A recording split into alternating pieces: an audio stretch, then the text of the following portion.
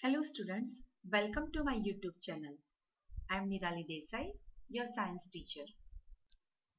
In this session, we will discuss about how matter can change its state. There are three states of matter: solid, liquid and gas. We all know from our observation that water can exist in three states of matter: solid as ice, liquid as the familiar water, and gas as water vapor. Now, when water changes state, what happens to the particles of matter during the change? How does this change of state take place? To get the answers of these questions, here one activity is given. Take about 150 gram of ice in a beaker and suspend a laboratory thermometer so that its bulb is in contact with the ice. So, by this we can measure the temperature of ice. Now, start heating the beaker on a low flame. Not the temperature when the ice starts melting. Not the temperature when all the ice has converted into water. Record your observations for this conversion of solid to liquid state. So when you give heat to the beaker, the ice which is in the beaker will melt and it will change its temperature. Now put a glass rod in a beaker and heat while stirring till the water starts boiling. Keep a careful eye on the thermometer reading till most of the water has vaporized. Record your observations for the conversion of water in the liquid state to the gaseous state. So when more heat is given to the water, it will convert it into water vapor, that is liquid to gaseous form. On increasing the temperature of solids, the kinetic energy of the particles increases.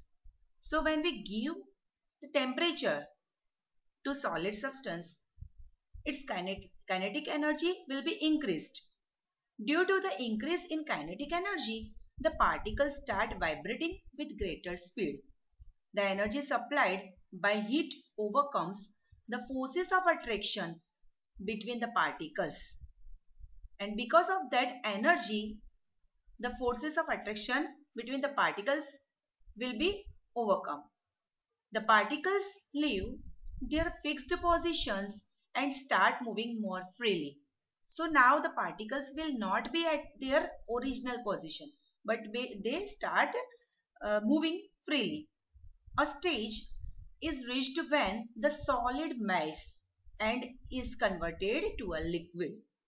The minimum temperature at which a solid melts to become a liquid at an atmospheric pressure is called its melting point. It is very important. Note it down and write the definition of melting point. The melting point of a solid is an indication of the strength of the force of attraction between its particles.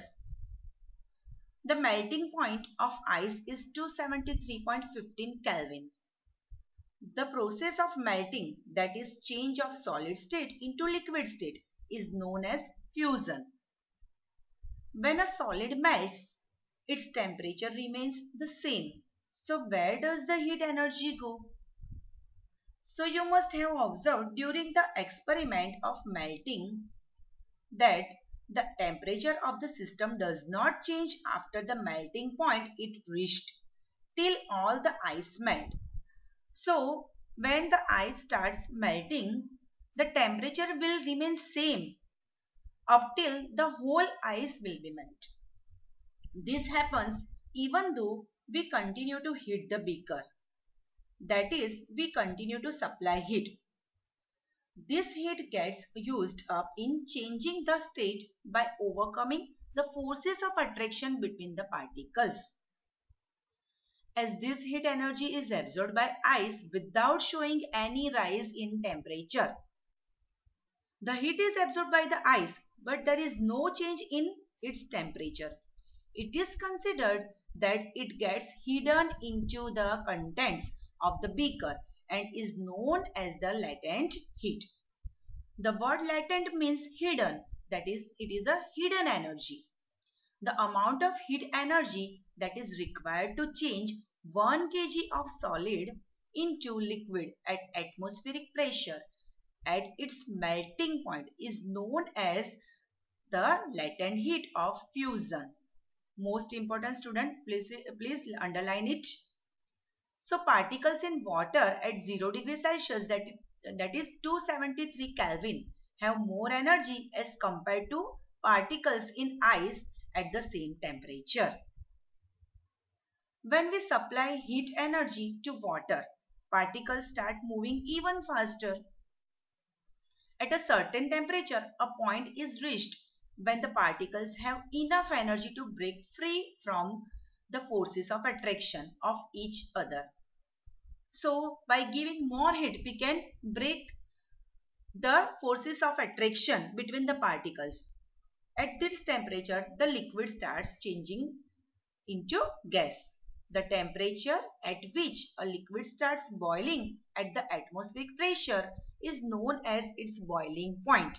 Most important, note it down and write the definition of boiling point. Boiling is a bulk phenomenon. Particles from the bulk of the liquid gain enough energy to change into the vapor state. So boiling is a bulk phenomenon. That means this phenomenon happens in the bulk, that means in the whole liquid. What is the difference between evaporation and boiling? Evaporation takes place only the surface of the liquid, but boiling happens all over the liquid. For water, this temperature is 373 Kelvin, that is 100 degrees Celsius. So 273 Kelvin plus 100 degree, that is 373 Kelvin. Can you define the latent heat of vaporization? Do it in the same way as we have defined the latent heat of fusion. So particles in steam, that is water vapor, at 373 Kelvin, that is 100 degrees Celsius, have more energy than water at the same temperature. This is because particles in steam have absorbed extra energy in the form of latent heat of vaporization.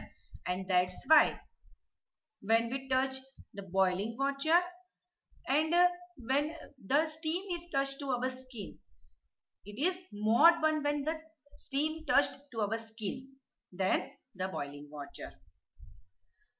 The diagram is given. Solid state.